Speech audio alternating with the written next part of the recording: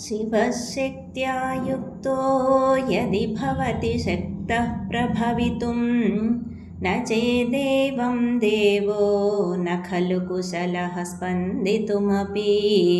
अतस्त्वामाराध्यां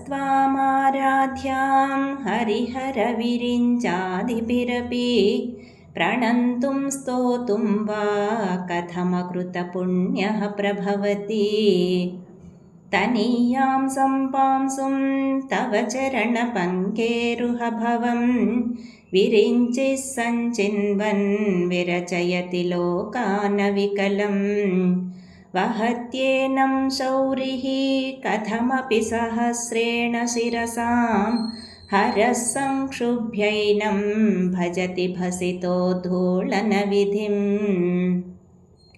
अविद्यानामन्तस्तिमिरमिहिरद्वीपनगरी जडानां चैतन्यस्तबकमकरन्दश्रुतिझरी दरिद्राणां चिन्तामणिगुणनिका जन्मजलधौ निमग्नानां दंष्ट्रा मुररिपुवराहस्य भवति। त्वदन्यः पाणिभ्यामभयवरदो दैवतगणः त्वमेका नैवासि प्रकटितवराभीत्यभिनया। भयात्रातुं दातुं फलमपि च वाञ्छासमधिकं शरण्ये लोकानां तव हि चरणावेव निपुणौ। हरिस्त्वामाराध्य प्रणतजनसौभाग्यजननीं पुरा नारी भूत्वा पुररिपुमपि क्षोभमनयत्। स्मरोऽपि त्वां नत्वा रतिनयनलेह्येन वपुषा मुनीनामप्यन्तः प्रभवति हि मोहाय महताम्। धनुः पौष्पं मौर्वी मधुकरमयी पञ्चविशिखाः वसन्तः सामन्तो मलयमरुदायो धनरतः। तथाप्येकः सर्वं हिमगिरिसुते कामपि कृपाम् अपाङ्गात्ते लब्ध्वा जगदिदमनङ्गो विजयते।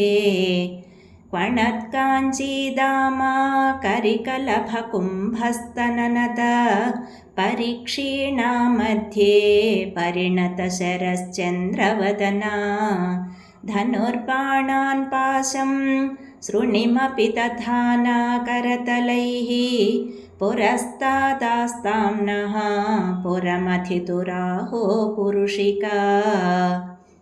सुधासिन्धोर्मध्ये सुरविटपि वाटी परिवृते मणिद्वीपे नीपो पवनवति चिन्तामणिगृहे। शिवाकारे मञ्चे परमशिवपर्यङ्कनिलयां भजन्ति त्वां धन्याः कतिचन चिदानन्दलहरीम्। महीं मूलाधारे कमपि मणिपूरे हुतवहं स्थितं स्वाधिष्ठाने हृदि मरुतमाकाशमुपरि।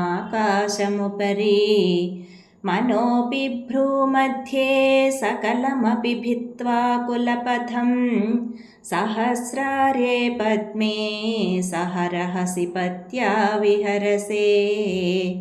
सुधाधारासारैश्चरणयुगलान्तर्विगलितैः प्रपञ्चं सिञ्चन्ति पुनरपि रसाम्नाय महसः।